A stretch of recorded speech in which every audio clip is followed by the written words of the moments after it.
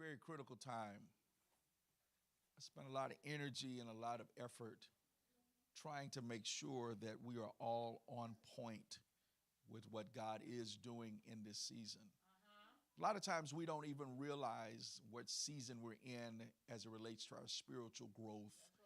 We are so in tune with the physical seasons. We follow the seasons. I know that on, December the 21st, winter starts. On March the 21st, spring starts. On June the 21st, the summer starts. And it rolls like that. We follow those things. But those are things that are set by man. That's right. The Lord declares in his word that one day we will not be able to tell the seasons apart. That's the kind of season that we're in now, where it'll be warm and then all of a sudden it goes very cold. That's revelation that we are in a season where we don't know what to expect. So what do we have to do? We have to be prepared for everything. So you got to keep your coat in the car just in case the temperature drops from noon to 6 p.m. You got to keep your fan in the car just in case the temperature gets too warm. You don't want to turn on the air because you don't have enough gas. You know how it is. But there are reasons why we respond the way we respond. And so right now we are asking God to show us what is it that we should be doing now. And we did 31 days of transformation. And in 31 days, God revealed some things to us individually and hopefully collectively of what he expects from us. Simultaneously, the Lord is also sharing with us that in this season, we should be preparing ourselves to do better. Tell your neighbor, do better. Well, the concept here is if you know better, then you will do better. I've learned that all of my life, and I live by those principles. And so this is the path that we're following, following the 31 days of transformation. And we're preparing for next level experiences, next level exposure, and next level encounters. And a lot of times we don't get excited about the next level because we've been on one level so long that nothing about the idea of the next level excites us.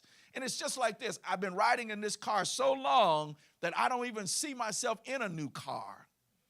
But when I think about it, man, if the Lord is saying to me, this is my season for a new car, I should get excited about what God is getting ready to do. And I don't have to wait until it happens because my faith tells me that if God said it, that settles it.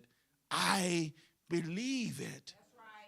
So what we're doing now is we're preparing people for the I Believe campaign, where we're going to be pushing in the month of March our desire to move people from being faithless to having faith. Because that's the only way we're going to move forward is to have faith. If you look at where we are in society today, it don't look good. But I don't want you to be discouraged by what we see, because faith is not seeing, faith is believing.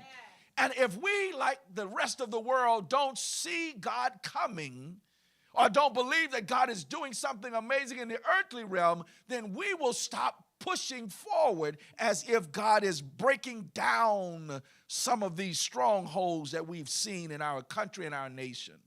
So we got to be careful that we don't get stagnated by the issues of this world. But by faith, we keep pressing our way.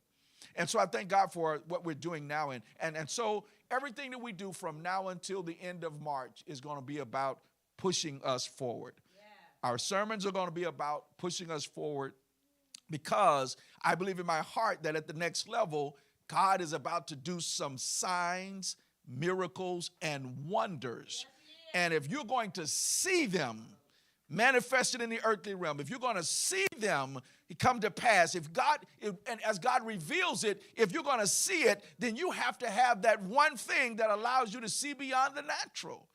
And that is the spiritual. Because God shows us in the spiritual before it happens in the natural. By the time you see it, your heart is already fixed on it. Because the spirit man has already connected with God.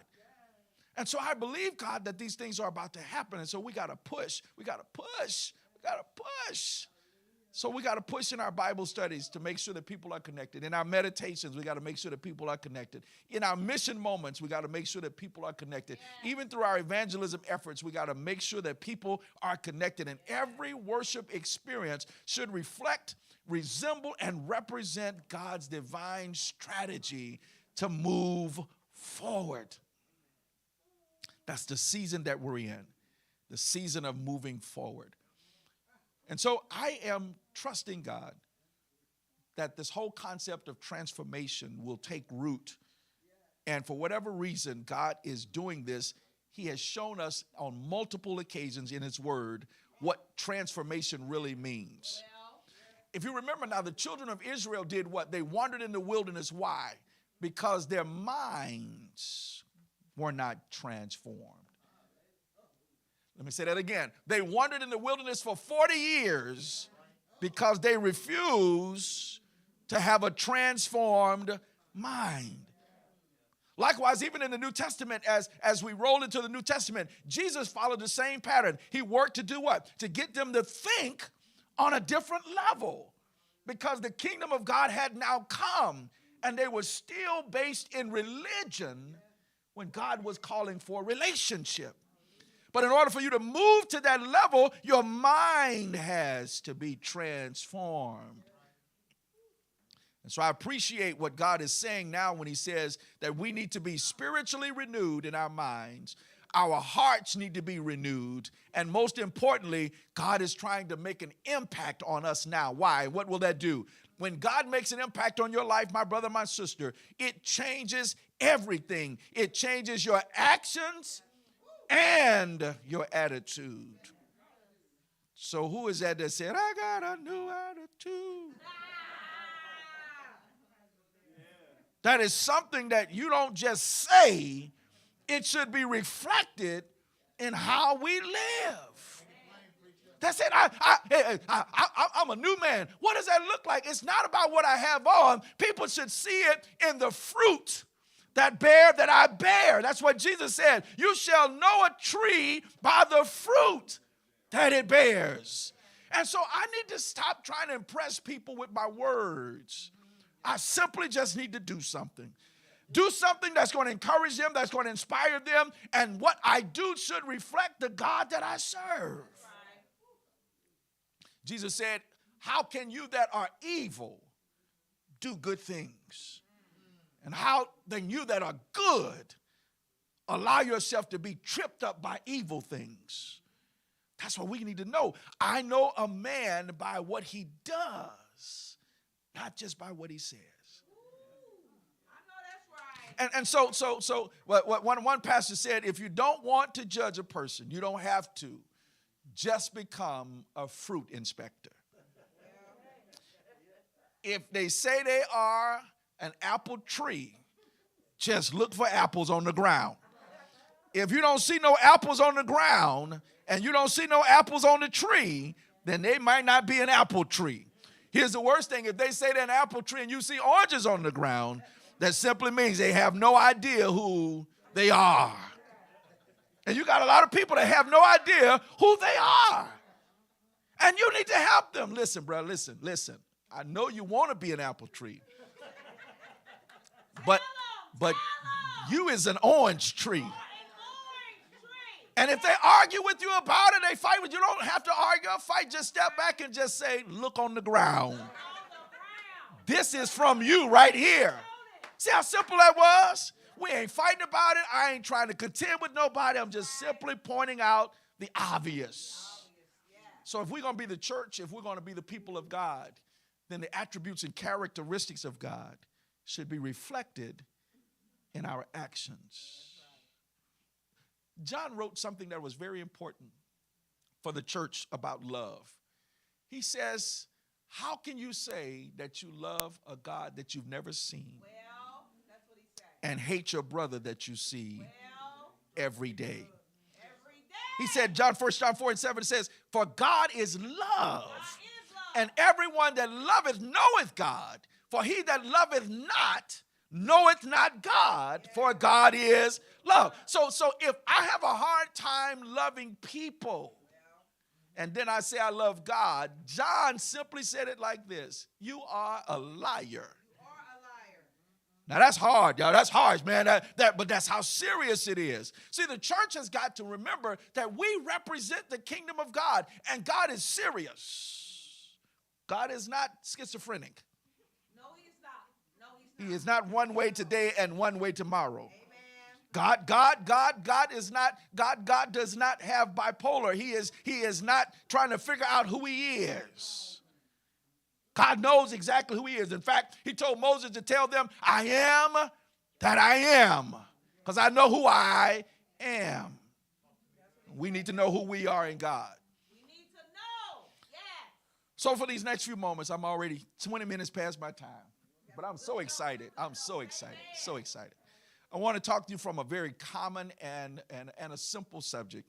Together we stand, divided we fall. Together we stand, divided we fall.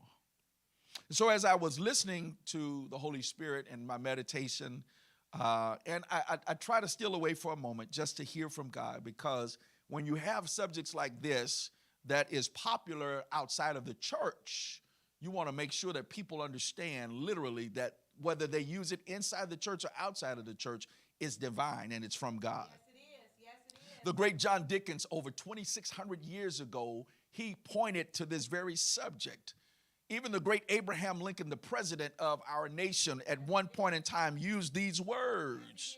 He said, united we stand, divided we fall. Whether they realize it or not, or know it or not, this is a kingdom principle. And I've been sharing with you all over the years that when God releases something as a principle and we use it, it doesn't matter where you use it, the results are going to be divine. That's what our people have a hard time with. If God says, the more you give, the more I'll give to you, and you see people that are receiving, and you say, they ain't even in the church. Now, that's what you don't understand. When the principles of the kingdom are being used, then God is going to respond. So if God tells us that if we are divided, we cannot stand, then you should take that serious. That's right. I want to show you how the enemy is trying to trip us up today. And so this thing about unity. So the motto here that we have in this sermon topic is being used on political platforms, economic platforms, and yes, faith-led platforms as well. It's part of movements to promote this whole concept of unity. But what we'll find today is that we will have to expostulate this. All right. In other words, we're going to have to show that there's some disagreement in this topic that creates controversy between groups. What does that mean, Pastor? That was super deep. That means that I can be in the room with somebody on the same subject and have a difference of opinion. Well, that's right. So that's why the word expostulate means that I may have to argue about it, Well, because I need to know the depth of what I'm saying. A lot of people use words and don't know what they mean. that's right. Yes, they do. Yeah, we good at that. We good at that. We like being verbose. We like being verbose. We like to impress people with our vocabulary. We like that. We like that talking and have no meaning kind of concept. Well, And so I want to make sure that we understand that God is the one who prefers unity, yes. not our country. But we based our country's needs on God. Well, In God we trust, and now we are the United States.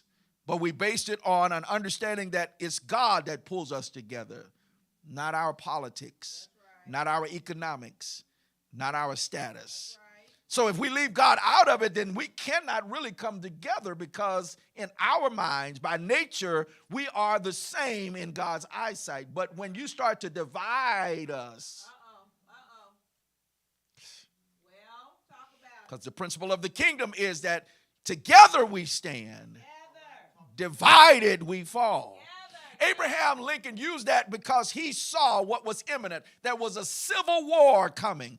And he wanted to let people know that if we don't stand together, even in the midst of our own country, the principle of the kingdom will stand. If you and I can't agree, then how can we walk together?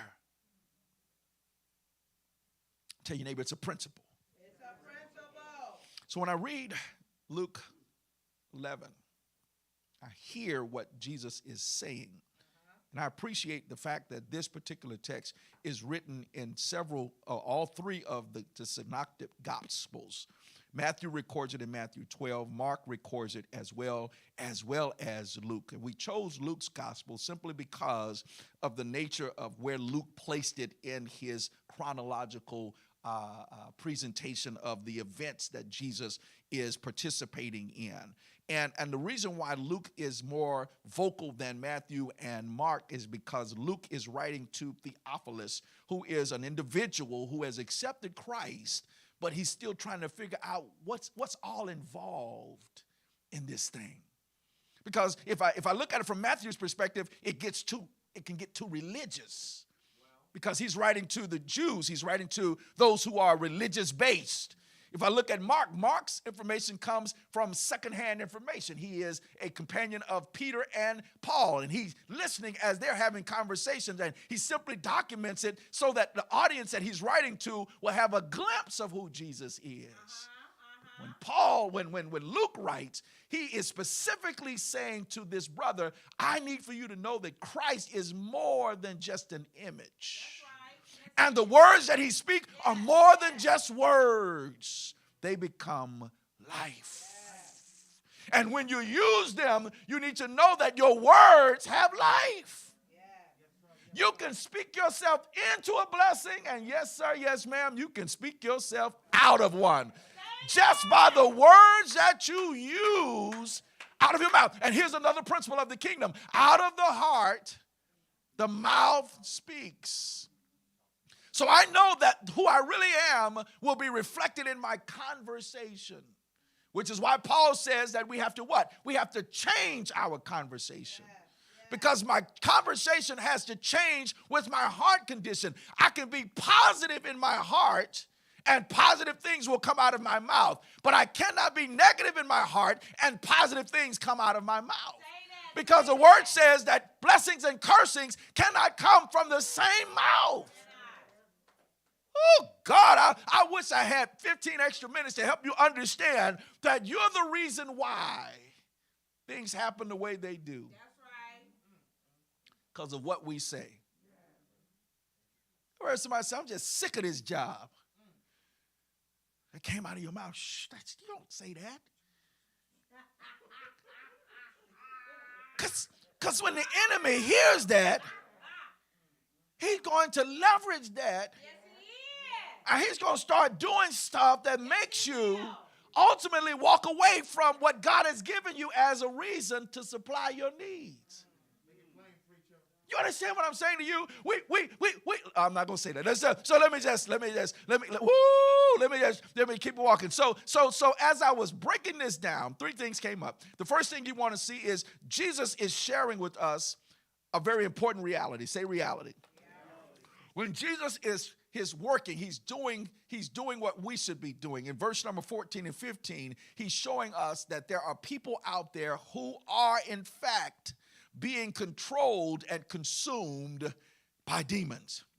It is important for us to hear this because we have, for whatever reason, decided that we're not going to have anything to do with people who don't act like we act. We are, in fact, being consumed right now, and there are people in our circles, outside of our circles in our society, who are dealing with this issue, and it's my heart belief that God has called the church to a time now where we should be actively doing what Christ gave us the authority to do as his disciples, and that's to cast out demons.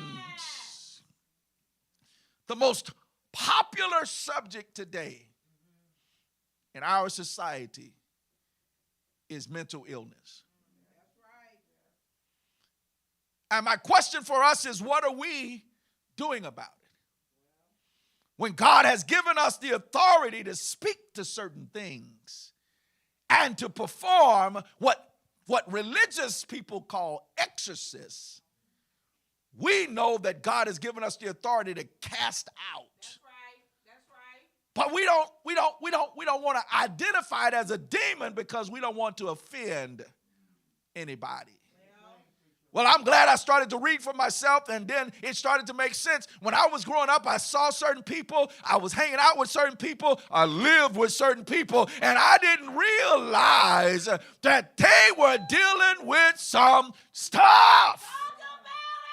Not just some that popped up when they came grown. It was stuff that was carrying over from generations. Because we've learned in our study and in our prayer time that demons control regions. Yes, they do. And they operate in families. Yes, they do. Yes, they do. Oh, God. My family. So there was an alcoholic demon in my family. And I know that to be true because of how people acted. My great-grandfather was an alcoholic. My grandfathers were alcoholics. My father was an alcoholic. All of his brothers were alcoholics. All of his cousins were alcoholic. All of his uncles were alcoholic. At some point in time, it behooves me to realize that there is an alcoholic demon controlling the men in our family. So at 8 years old, the demon got a hold of me because of what I was exposed to. See, a lot of times we just think we're experiencing life and we're being exposed. You know, when you go in the hospital and they're getting ready to do an x-ray, they put that big old jacket on you, right? If you're going to watch somebody get an x-ray, you got to put this big old, and because it protects you from the radiation. Them the kind of jackets we need at home. When certain people come in your house, you put this jacket on. Because I want to block all the demons that just came in with you. Yeah, that should be a light, that switch that we flick on. It shows all the demons in the room. Because they come in different ways. And if we don't know how to discern what's really going on, we will think that it's okay. And the minute you give a demon some comfort level, they're going to take over. Because we don't realize how demons work, demons jump. Yes, they do. And they occupy. Yes, they do. So Jesus is sharing with us a reality here that demons are real and they operate in the church. Yes, they do. I better hurry up and finish this one. Demons don't stay at home. They come to church. They go to work with you. Yes, they go to Kroger with you. Yes, they go out on dates with you. Everywhere you go, the demon that is trying to control your life goes with you. I realize it now based on my life that I took him to school with me. And I acted like a fool in school because I was being possessed and controlled by demons. And I didn't have anything to do with certain people because the only people I connected with were those who had similar.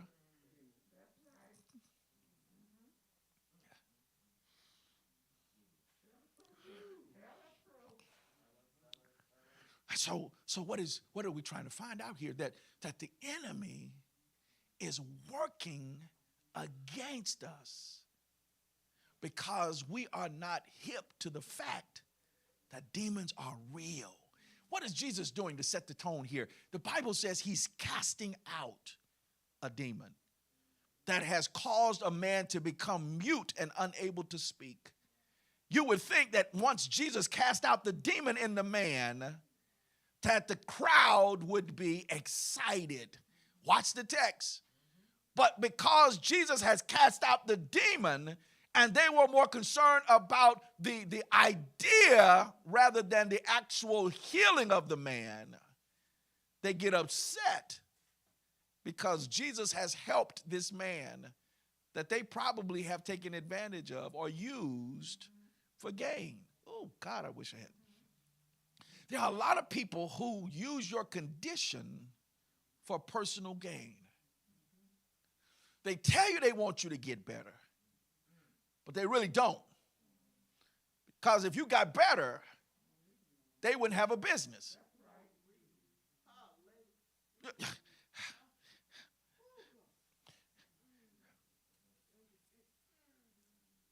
I don't know what people see in bungee jumping.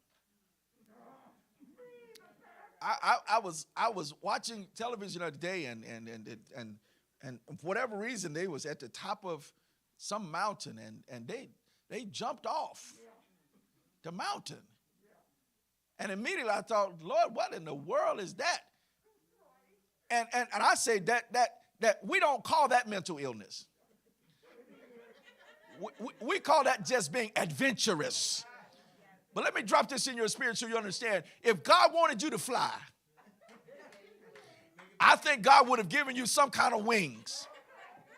But for you to jump off the side of a mountain and bounce back up and not control where you go when you bounce and hit the mountain and then blame it on the person whose business it is. You understand what I'm saying to y'all? People's business exists because there are people out there that don't realize they're being consumed. And a demon simply is something that causes you to act and behave contrary to what your normal state should be. Jesus cast out the demon. And the demon has to have permission from God to stay in the region. So the church has the power to clear it out and run demons out of the region. We in Cincinnati have a demon operating in our region. And it's still here and getting stronger because the church is not taking its rightful place in dealing with that demon. So he's taking us down, and we got a ringside seat because the people that should be fighting against it is on his team. And give the appearance that they're fighting against it. But they have backroom deals that say, bro, we got you. We're going to go out here, we're going to act like we mad. But in reality, we ain't mad. We just want to make the people think we're mad. But God gave the church an insight, and he gave the church some intuition, and he gave the church some discernment, and somebody from the church ought to stand up and say, wait a minute, is something wrong with this plan? Bring everybody out of the room. And let's say that again in front of everybody. And this time, let's put it to a vote. Yeah, y'all don't know what I go through on a day. Oh, we're gonna change America. Stop. Because if there's no policy that supports the change, you're just talking. And we out here getting all excited about what's getting ready to happen, and ain't nobody written it down. I'm from Mississippi. If it ain't written down, it ain't going nowhere. So Jesus exposes, somebody say exposes, that the condition that this brother is in is a direct result of a demon controlling his life. Jesus calls the demon out, and as soon as he calls the demon out, what happens? The person who